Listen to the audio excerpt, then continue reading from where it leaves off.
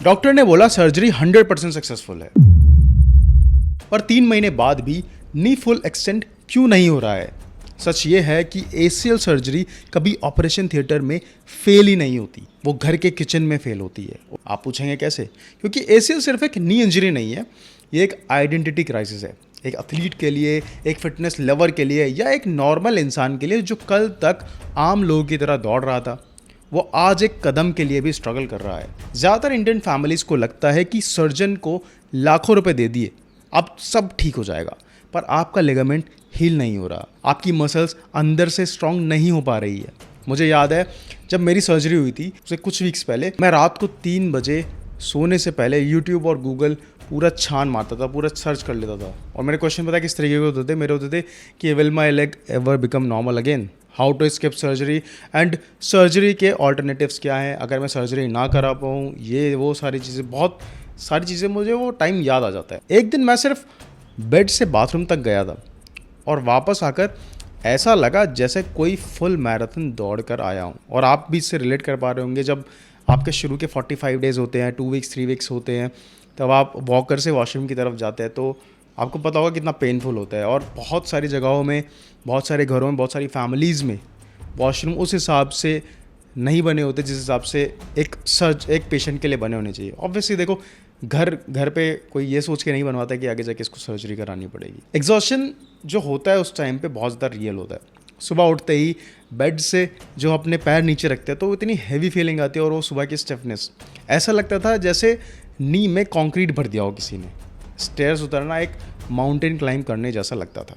और इस बात से नॉर्मल लोग नहीं रिलेट कर पाएंगे, इससे वही रिलेट कर पाएगा जो एसीएल सर्जरी से गुजरा है। और सबसे बड़ा मेंटल सेटबैक पता है क्या कब लगता है? सर्जरी के ऑलमोस्ट मतलब 3 हफ्ते 20 दिन के आसपास आप मिरर के सामने खड़े होते हो, फेस से वो रौनक चली जाती है आपके फेस से, और ऊपर से आप वॉकर के सहारे खड़े होते हो, और आपकी ऑपरेटेड थाई जो मसल होती है वो दूसरी थाई से लिटरली मतलब श्रिंक होने लगती है, आधी होने लगती है। वॉकर के बिना आप खड़े नहीं हो पाते हो और आप पैनिक कर जाते हो।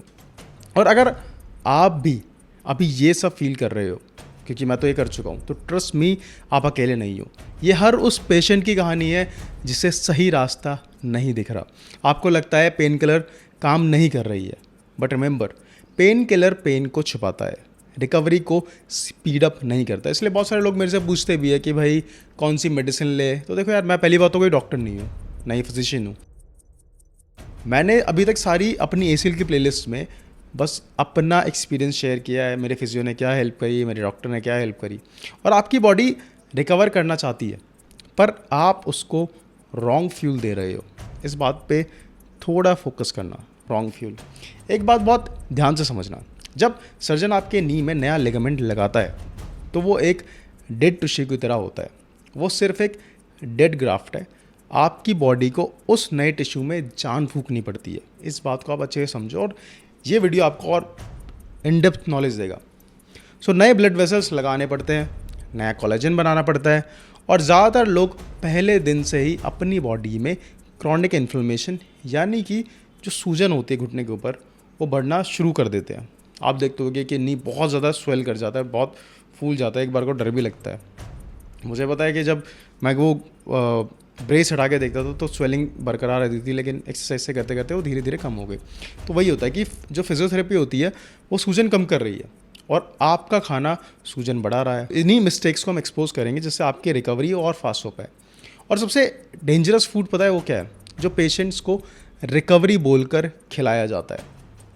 आप सर्जरी करवा कर सही सलामत अपने घर चले जाते हो, और अगर आपको स्टेयर्स चढ़ना या उतरना पड़े तो वो किसी बहुत बड़े स्ट्रगल से कम नहीं होता। रिलेटिव्स और दोस्तों मिलने आते हैं और उनके हाथ में क्या होता है?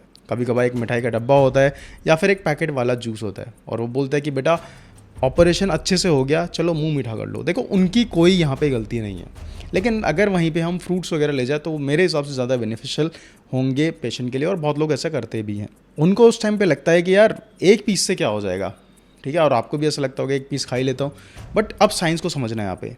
शुगर, हाई रिफाइंड शुगर आपकी बॉडी के नए कोलेजन फाइबर्स के साथ बाइंड हो जाती है। इस प्रोसेस को कहते हैं ग्लाइकेशन। आपका नया एसीएल लिगामेंट किस चीज़ से बना है? कोलेजन से। शुगर नए कोलेजन को स्टिफ और ब्रिटल बना देता है। इलास्टिसिटी में दिक्कत आती है।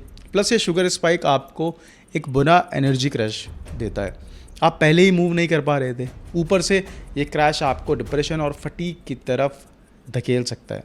अगली बार जब कोई आपको मिठाई या पैकेट वाला जूस दे तो उसको थैंक यू बोलो, पर वो दोनों चीज़ें आप साइड में रख दो, वो आपके मतलब की चीज़ नहीं है। एक बात बता दूं, डिसिप्लिन और रिकवरी दोनों ही बोरिंग होते हैं, क्योंकि आपको डेली कंसिस्टेंसी के साथ करने पड़ते हैं। और बोरिंग फेस में लोग डिसिप्लिन तोड़ते हैं, तो घर पर बैठे बैठे जब इंसान क्या होता है, बोर होता रहता है, क्या करे, सारा दिन बेड पे पड़ा ही रहना है, तो सबसे पहले क्रेविंग होती है कंफर्ट फूड की। गरम गरम समोसा हो, कचौड़ी हो और उसके साथ चाय हो, या बेड पर लेटे लेटे चिप्स का पैकेट फिनिश कर देना, बोर्डम का सबसे आसान इलाज। इवन मेरा फ्रेंड जब मेरे से मिलने आया था, मुझे आज भी याद है, मैंने उसको वापस भेजा था कि भाई वो उस पर्टिकुलर शॉप से यार टिक्की लेके आ, बहुत मन कर रहा था, बट अंदर चल रहा था कि अनहेल्दी है, फिर भी मैंने वो खाई। और क्योंकि मैं खुद उस चीज़ से निकला और मुझे पता है, एंड रीज़न बीइंग कि मैं डेली नहीं खा रहा था, क्योंकि मेरा सुबह ब्रेकफास्ट ही दलिया और इन सबसे शेक्स वगैरह से होता था। क्या आपको पता है कि आपके ये कंफर्ट आपके नी के लिए एक नाइटमेयर है। फ्राइड फूड्स में क्या होता है, रिफाइंड वेजिटेबल ऑयल होता है जो रिच होता है ओमेगा 6 फैटी एसिड्स में। ओमेगा 6 जब बॉडी में बहुत ज़्यादा हो जाता है तो ये क्या करता है, इन्फ्लेमेटरी पाथवेज को फायर अप कर सकता है, मतलब सूजन को और बढ़ावा दे सकता है, क्योंकि इन्फ्लेमेशन इनविजिबल होती है पर डैमेज विजिबल होता है, बहुत ही आप देख सकते हो। आप नहीं ऑलरेडी ट्रॉमा में है क्योंकि सर्जरी हुई है, अगर आप ये फ्राइड फ्रूट्स खाओगे तो सूजन परमानेंट हो सकती है, ब्लड सर्कुलेशन स्लो हो जाता है, और अगर नी तक प्रॉपर ऑक्सीजन नहीं पहुंचेगा, इस बात को ध्यान से सुनना बहुत इंपॉर्टेंट है, तो वो नया लिगामेंट हील कैसे होगा, आप खुद सोचो। ऑल्दो यहाँ पर फिजियोथेरेपी भी उतनी ही ज़रूरी है जितना खाना, लेकिन हर टेस्टी चीज़ हीलिंग फूड नहीं होती है, वो हम सब जानते हैं। और अब जो नेक्स्ट गलती है, उसकी वजह से बहुत लोगों का जो स्वेलिंग होती है वो महीनों तक नहीं जाती। हम लाखों रुपए सर्जरी पर खर्च कर देते हैं, पर डेली डाइट में प्रोटीन पर ध्यान देते ही नहीं है। ऑलमोस्ट हर घर में यही होता है, और आजकल प्रोटीन में इतना स्कैम आ रहा है। अगर चाहते हो मैं इसके ऊपर, प्रोटीन के ऊपर एक पर्टिकुलर वीडियो बनाऊँ, तो आप कमेंट ज़रूर करके बताना। मैं आपको बताया था ना कि आपकी थाई पतली हो रही है तो उसे कहते हैं मसल वेस्टिंग। सर्जरी के बाद हमारी बॉडी हाइपर मेटाबॉलिक स्टेट में चली जाती है।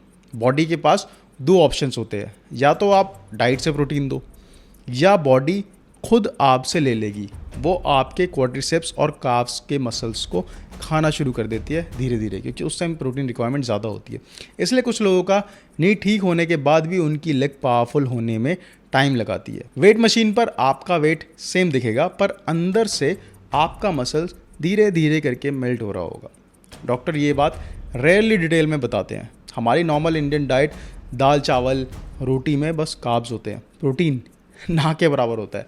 सिर्फ एक कटोरी दाल पीने से आपका एसीएल रिपेयर नहीं होगा, इस बात को समझ लो। अगर प्रोटीन ज़ीरो रहेगा तो फिजियोथेरेपी में आप कितना भी जोर लगा लो, आपकी मसल वापस ग्रो नहीं करेगी। आपको मसल चाहिए होगा, मसल के साथ कहाँ से आएगा, प्रोटीन से आएगा। देखो, पेन टेम्परेरी होता है और वीक रिकवरी परमानेंट हो सकती है। बहुत से लोग सोचते हैं घर पर ही तो बैठा हूँ, दोस्तों को बुला लेता हूँ, एक दो ड्रिंक चलेंगी, मूड फ्रेश हो जाएगा, पेन कम फील होगा। तो आपने अपने ब्रेन को सिग्नल दिया उस चीज़ से बचने के लिए। इवन और जब मैं बता रहा हूँ आपको एक चीज़ बहुत रियल है ये वाली चीज़, लोग मेरे से इंस्टाग्राम पे पूछते हैं कि अल्कोहल या टबैको का यूज़ कर सकते हैं। मतलब कि सीरियसली उनको खुद पता होता है, इवन वो सॉरी बोलते हैं उस चीज़ के लिए। बट मेरा आंसर होता है कि भाई रिकवरी फेस में ये सबसे डैमेजिंग डिसीजन हो सकता है आपकी बॉडी के लिए, और आप अपनी रिकवरी के खुद जिम्मेदार हैं। अल्कोहल पीने से बॉडी में प्रोटीन सिंथेसिस ब्लॉक हो जाता है, यानी आप जो थोड़ा बहुत प्रोटीन खा भी रहे हो, बॉडी उसे मसल रिपेयर नहीं कर पाएगी। और सबसे बड़ी बात, it ruins your deep sleep. Tissue degeneration और ग्रोथ हार्मोन का सिक्रीशन सबसे ज़्यादा तब होता है जब आप गहरी नींद में होता है, when you sleep like a baby. Alcohol आपको बेहोश ज़रूर कर सकता है, पर डीप हीलिंग स्लीप नहीं दे सकता। और डिहाइड्रेशन आपके जॉइंट लुब्रिकेशन को सुखाता है, जिससे स्टिफनेस और बढ़ जाती है। जब घर में सब काम पर चले जाते हैं और आप अकेले बेड पर पड़े होते हो, फ़ोन चला रहे होते हो, तो सबसे ईजी ऑप्शन लगता है कि 2 मिनट में बनने वाली मैगी, पैकेज सूप्स या फ्रोज़न फूड्स। इन्हें कहते हैं डेड फूड्स। इनमें कैलोरीज हैं पर न्यूट्रिएंट्स बिल्कुल ज़ीरो हैं। इनमें जो हाई सोडियम होता है वो आपकी बॉडी में वाटर रिटेंशन क्रिएट करता है। पहले ही नी में फ्लूइड इतना जमा है और ऊपर से जंक फूड उस फ्लूइड रिटेंशन को और ज़्यादा बढ़ा देते हैं, जिससे नी टाइट लगने लगता है और नी फुल एक्सटेंड करने में बहुत पेन होता है। आपका नी फिजियोथेरेपी के साथ किचन में रीबिल्ट होता है, अपनी बात होता है। तो जब मैं रिकवर कर रहा था तो न्यूट्रिशन पर मेरा पहला फोकस था। खाना क्या है, न्यूट्रिशन में लेना क्या है। अगर हमारी बॉडी को एक्चुअल में हील होना है तो उसे सही रॉ मटेरियल चाहिए। इसको बहुत सिंपल और प्रैक्टिकल बनाते हैं। देखो, अगर आप लेट्स से कि नॉन वेजिटेरियन हो तो आपके पास चिकन और एग्स को अपना दोस्त बना सकते हो। वेजिटेरियन हो तो पनीर, टोफू, सोया चंक्स और एक अच्छा वे प्रोटीन आइसोलेट सप्लीमेंट आप यूज़ कर सकते हो। आपको हर मील में कम से कम 25 से 30 ग्राम प्रोटीन चाहिए। बाकी आपके डॉक्टर जैसा बोले आप वैसा कर सकते हो। अब बहुत सारे लोग कहते हैं कि भाई हम इतना अफोर्ड नहीं कर सकते, तो यार देखो, सोया चंक्स हैं, दाल हैं, बहुत सारे प्रोटीन के सोर्सेज आप गूगल करोगे इतना कुछ आपको मिल जाएगा। विटामिन सी के बिना बॉडी नया कोलेजन नहीं बना सकती। अपने डाइट में आंवला, नींबू पानी और ऑरेंजेस शामिल करो, और नींबू पानी बिना शुगर सॉल्ट के लोगे तो ज़्यादा अच्छा रहेगा। रिफाइंड ऑयल को अवॉइड करना आपके लिए सही रहेगा। वॉलनट्स खा सकते हो आप, चिया सीड्स और आमंड्स खाना शुरू करो।